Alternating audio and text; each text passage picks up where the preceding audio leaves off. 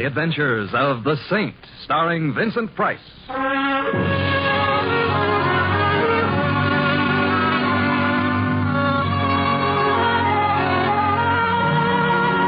Saint, based on characters created by Leslie Charteris and known to millions from books, magazines, and motion pictures. The Robin Hood of modern crime now comes transcribed to radio, starring Hollywood's brilliant and talented actor Vincent Price as the Saint. What happened? What's wrong? He's shot! Someone shot that man! It's murder! He's been murdered! Police! He's dead!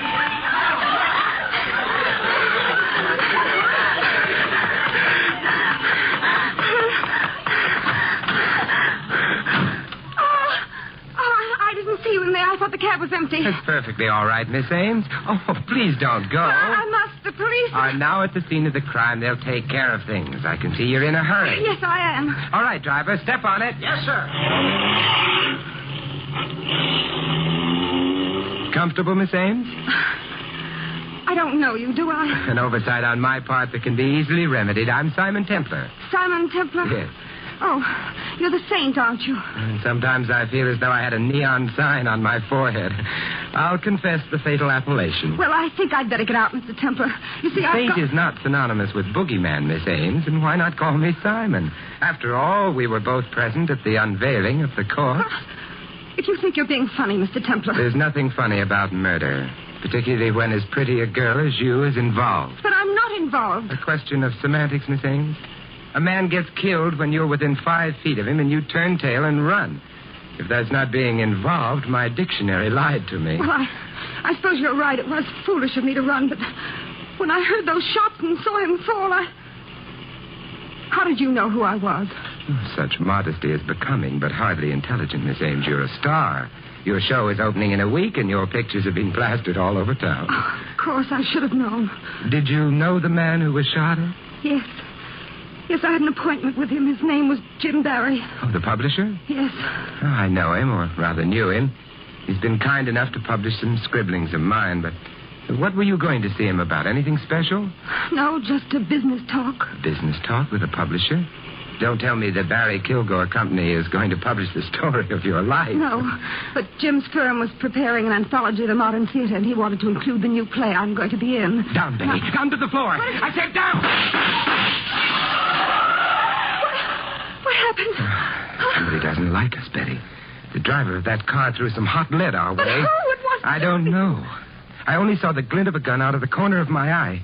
Hey, driver, are you... Simon, is he dead? Wait, I'll see. Now, how do you like that? We get shot at and he faints. I don't blame him. I feel a Well, little... don't. You must be due at the theater for rehearsal about now, and the show must go on, though for the life of me, I've never been able to understand why.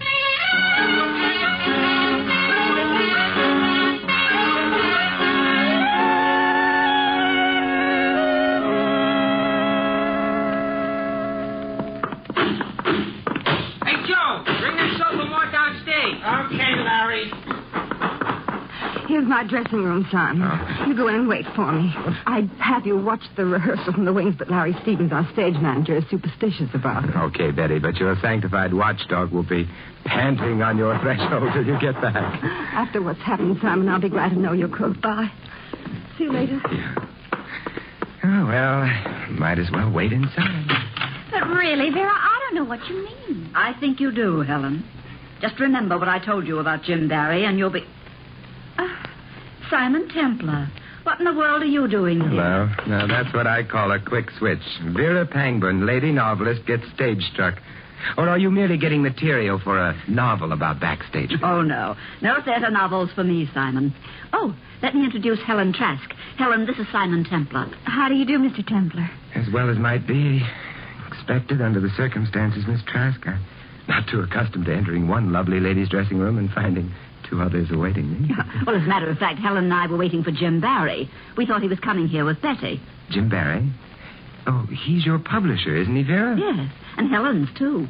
Helen's his really latest discovery. She has a new novel coming out. Well, I'm afraid you're going to be disappointed, ladies.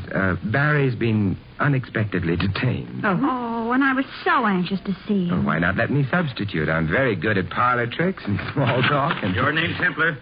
Yes, it has been for a number of years. I can remember way back when my What's the parents... big idea of keeping Miss Ames away from rehearsal? Oh, did I?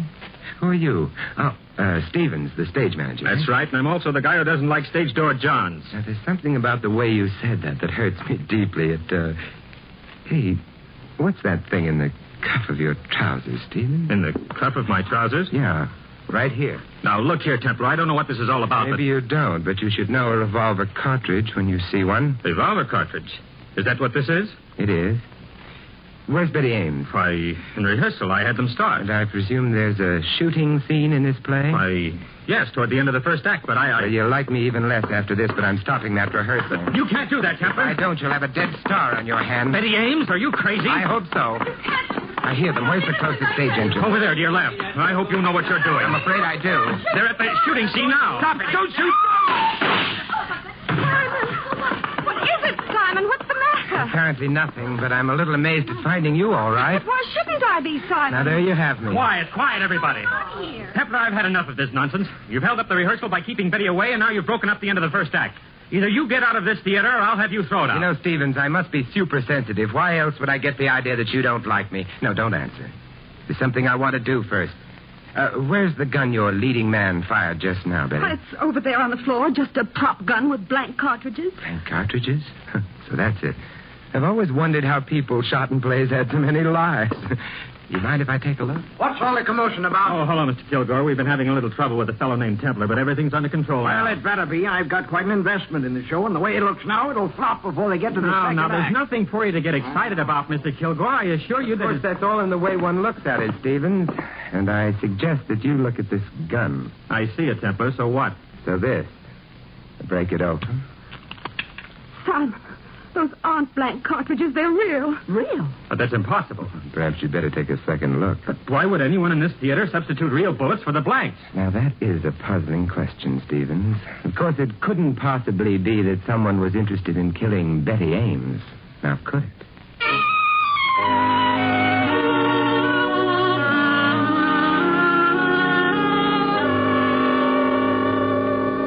I still don't understand how you knew, Simon. Well, theatrical people may dress somewhat unconventionally, but I thought that Stevens, with revolver cartridges in his trouser cuffs, was going a bit overboard. Fortunately, your leading man is a sensitive soul. He jumped at least a foot when I shouted at him as he fired. Oh, if you hadn't startled him. Yeah, then I doubt that we'd be sitting here in your dressing room. But why should anyone want to kill me? The usual motives are money, jealousy, and fear of discovery. But I'm not rich, and there's no reason for anyone being jealous of me, and I don't know a thing about anyone. Are you certain of that, Betty? Of course I am. You were pretty much in evidence when Jim Barry was killed. So were a dozen other people. Yeah, but perhaps they didn't see what you saw. I didn't see anything. At the killing, perhaps. But what about, well, a familiar face in the crowd, for example? Familiar face? No, Oh, wait a minute. Yes, I did see someone. The eyes have it you saw the killer. Who was it? That's just it. I don't know. Let me remind you that a familiar face belongs to someone you know or have seen before. Yes, I know that, Simon, but I just caught a flash of the face, and I was thinking it looked familiar and was starting to identify it in my mind, and then the shots were fired and Jim Barry was killed, and then it was gone. I don't suppose you got a similar flash among the people in the theater tonight? No. Might have been any one of them or none of them. Hardly what I'd call an elucidating statement. Let's put this together. Barry was the publisher for Vera Pangburn and Helen Trask, and both of them were in the theater. Mm-hmm. Kilgore, who put up the money for the show, was Barry's partner in the publishing business, and he was in the theater. Stevens, the stage manager. Had that cartridge in his cuff. Yes, he did, didn't he? So where does that get us, Simon? Exactly nowhere. Well, as my old grandmother used to say, if at first you don't succeed, try checking up on the corpse. Come on, Betty. Let's go to the morgue.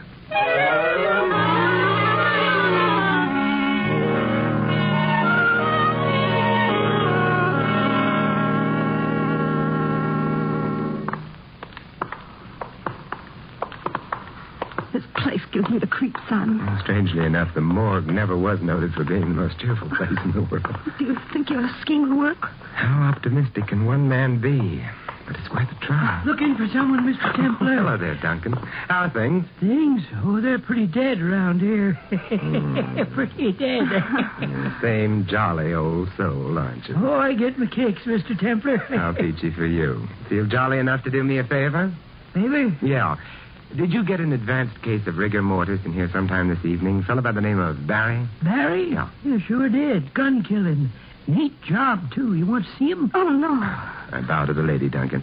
But you know, I have a theory that every murdered man dies with exactly $11.63 in his pocket. You have? Mm-hmm. But how could that be, Mr. Templar? Let's look at his personal effects and see. Hey, Duncan? Personal effect? Yeah. Well, I ain't so sure I ought to. No, sir, can't. You know the rules. Oh, of course. I'm sorry I mentioned it. No. But Miss Ames was anxious to see if those opening night tickets to her new show, the ones in your name, that is, could possibly have been lost around here somewhere. Oh. $11.63, you say? Mm-hmm. Well, that's an interesting theory, Mr. Templar. And we can't block the progress of science, can we? No, indeed.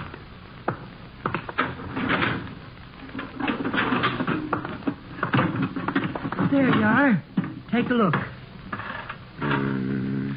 Wallet, jewelry, a couple of key rings. There's a couple of $100 in the wallet. Smasher's thought theory ought to tunk it, don't it? Is that all there was on him? Well, see for yourself. I told you that. Hey, look out. Hey, grab it, Duncan. She's going to faint you. Oh. Yeah, you're okay, miss. Okay, I got you. Thank you. I don't know what happened. Suddenly everything turned black. All right, Betty, don't talk. I'll get you outside. Even an old ghoul like Duncan gets queasy in here sometimes. No, I don't either. You sure you're okay, miss? Yes, thank you. I'm all right now. Thanks very much, Mr. Duncan. Well, you're welcome. And, them opening night tickets in my name you lost? Oh, you'll find them at the box office in your name, Mr. Duncan. Well, I'm glad you folks dropped in.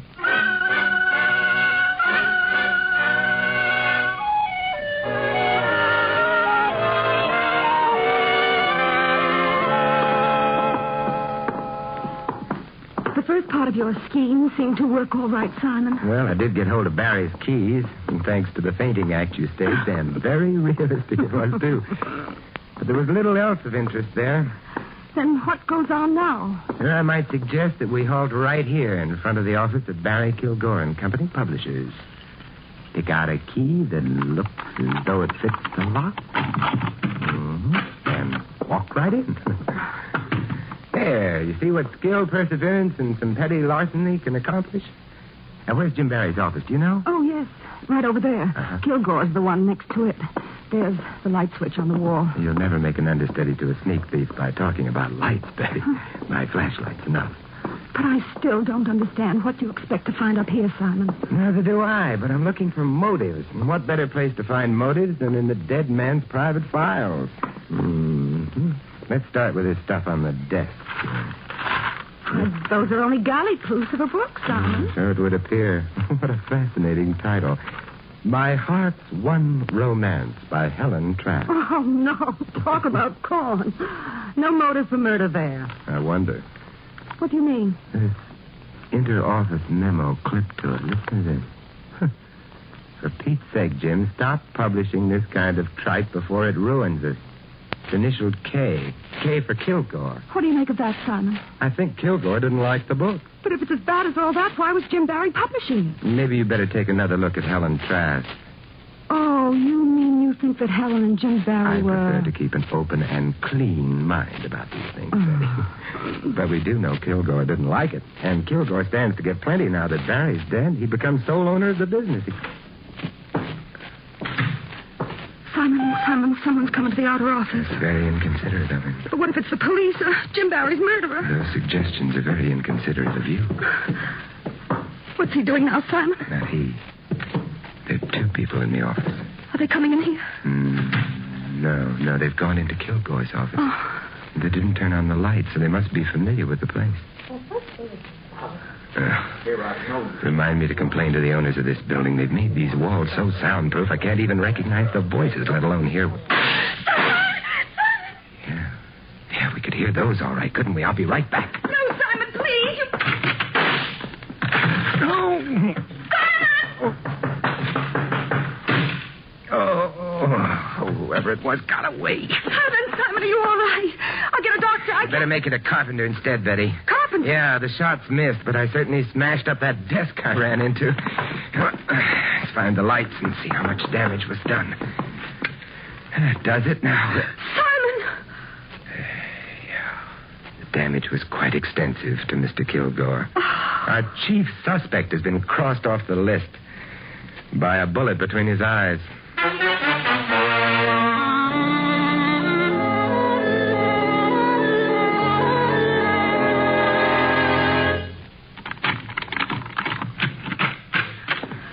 Well, at least you got me home safe and sound, Simon. After what's gone on today, I'm beginning to wonder how that happened. Does everything look to be in place? Yes, of course. Betty, it's a funny thing, but ever since my college prom days, I've had an abiding dislike for chaperones popping up unexpectedly. I'd better look around. Look, don't let these modern inventions frighten you, Betty. The telephone is quite harmless. My nerves are... Sure. I'll answer it. Good. Hello? Bessie, this is Vera Pangborn. Oh, yes, Vera. I want you to do me a favor, Bessie. I think I know something about Jim Barry's death. Just a minute, Vera. Simon, it's Vera Pangborn. She says she thinks she knows something about the Barry killing. Well, don't be piggish about things. Split the receiver with me and let me listen, too. Vera?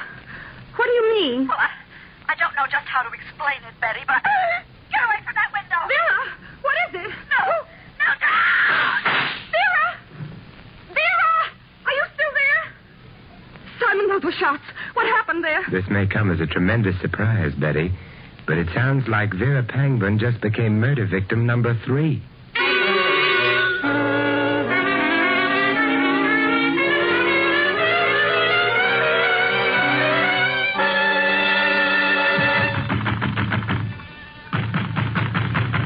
Vera doesn't answer, Simon. Well, if I must use brawn instead of brains.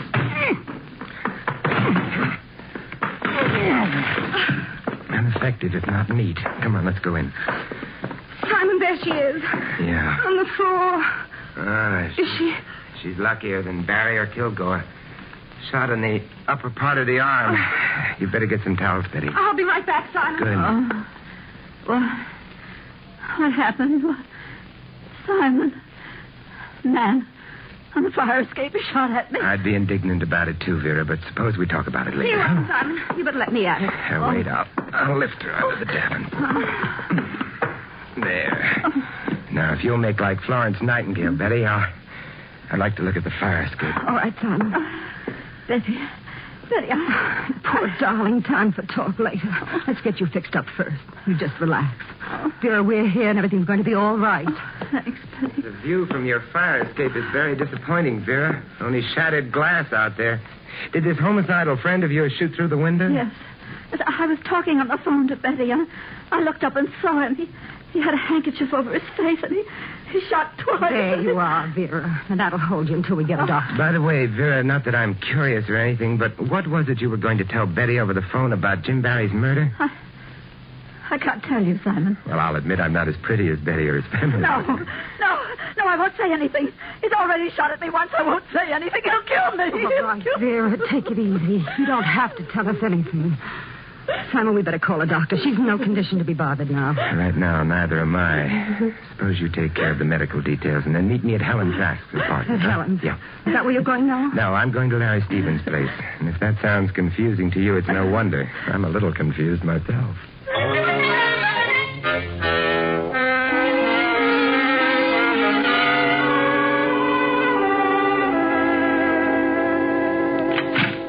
Yes? Hello, Stevens. You mind if I step inside? Templar, what in blazes are you doing here? I guess you do mind. Oh, well.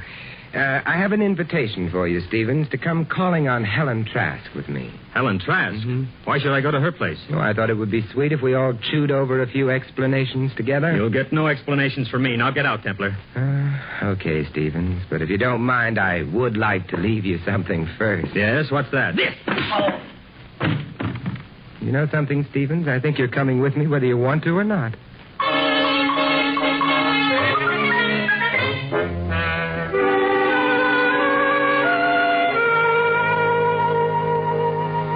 All right, declared now that Betty is here, we have a quorum. But I don't understand, Mr. Templar. Why are you all here at my apartment? There's no sense asking him, Helen. He's completely crazy. Stevens, I think you're prejudiced because your jaw still aches a little, Miss Trask, when I entered Betty's dressing room tonight, Vera was saying something to you about Jim Barry. What was it? Why, she was merely warning me against him. Said he had a weakness for young women writers. Well, in your case, that's understandable. Would you say his weakness could account for a rather poor manuscript being accepted? If you're insinuating anything, Mr. Templar... Oh, Helen, of course not. You didn't listen to Vera, did you? Naturally not. Mr. Barry always acted like a perfect gentleman. What are you driving at anyway, Templar? Well, let's say I'm a perfectionist, Stevens. I don't like ragged details hanging over, and that snatch of conversation intrigued me. Something else intrigues me, too, that cartridge in the trouser cuff episode. You really are determined to play Sherlock Holmes, aren't you? Well, if it'll relieve your mind any, on my way to Betty's dressing room, I bumped into a prop table. Box of what I thought were blank cartridges spilled against me and onto the floor. And you think that there might have been some loaded cartridges among the blanks and that one of them lodged in your cuff? That's it exactly. A very simple explanation. Yeah, it's almost too simple. Did you try to check this theory of yours? Well, I tried to, but when I got back to the table, the box was gone. Which, of course, makes it even simpler. Do you mind if I use your phone, Helen? Oh? Why, no, not at all. Thanks. You calling the police, Simon? No, Vera Pangborn. Vera Pangborn? That's right. Hello? Oh, yes, Doctor. How's Miss Pangborn? Oh, that's fine. Give her a message, will you, please? Tell her Simon Templar called, and she needn't worry about that killer any longer. Yes, that's right.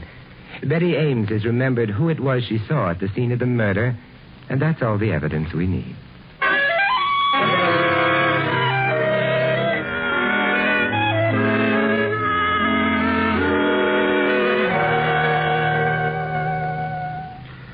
Simon, what is this all about? Beautiful here in the park, isn't it? You know very well that I haven't remembered the face I saw when Jim was killed. A brilliant moon, soft starlight, a perfect night for romance, and she talks about killing. Oh, please, Simon, please. What are we doing out here anyway? To take a cue from you, just killing time. And I think we've killed enough. Let's get going. Simon, for the last time, will you give me a direct answer? Where are we going? Oh, didn't I tell you, Betty? Why, I'm merely taking you home.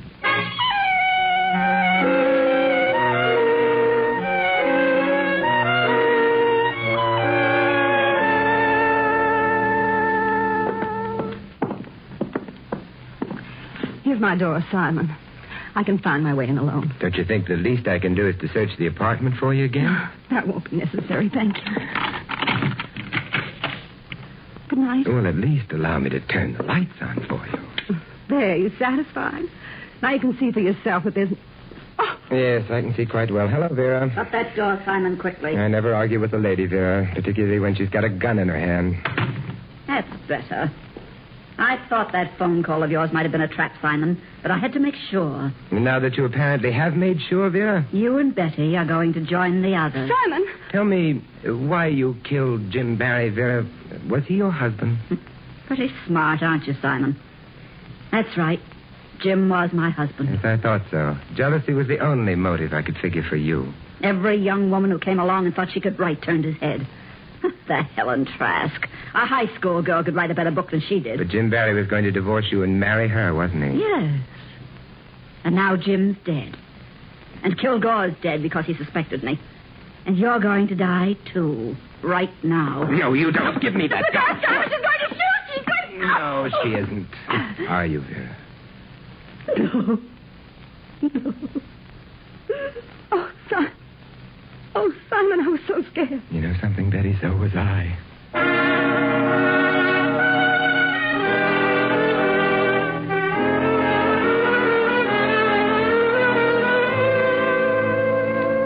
I still don't understand, Simon. That business of Vera's being shot. Now, how did you know that she faked that? You know, Betty, that's one thing I always dislike about solving a murder. I have to explain things.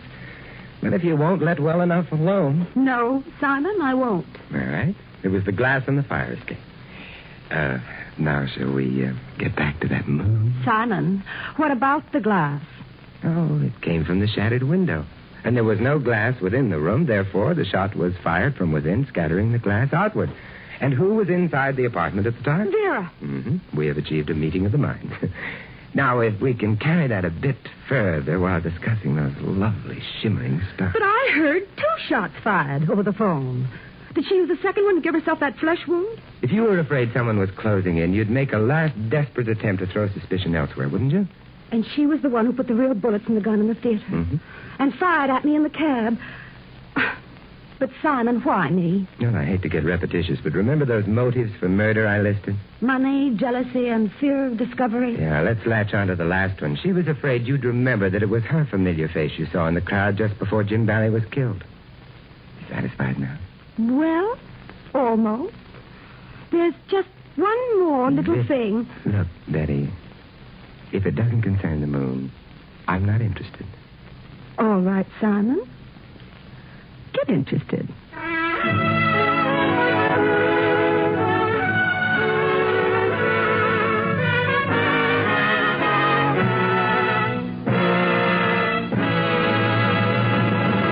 You have been listening to another transcribed adventure of the Saint, the Robin Hood of modern crime.